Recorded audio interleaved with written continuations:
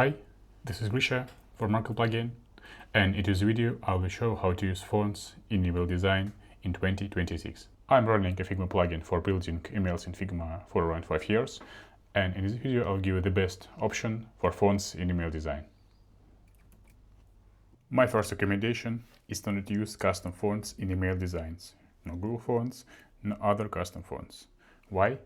Major email clients, such as Gmail and many others, do not support custom fonts. So even Google Mail do not support Google fonts. What to use instead?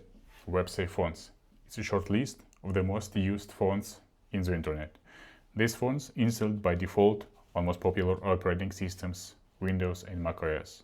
It means 100% your customer will have these fonts on system and email will work well.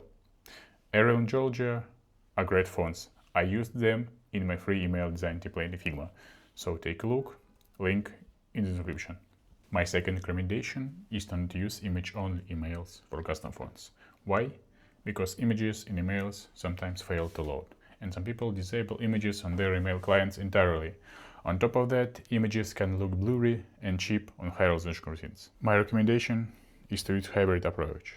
For body text, use web-safe fonts. Arial and Georgia are good choices. Check the examples in the description. For titles and banners, you can use any font as you want.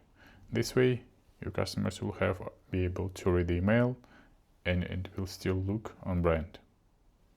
Thank you for watching. This is how to use fonts in email design in 2026. And the best way to build emails is to use Mark Email General Figma plugin. See you soon.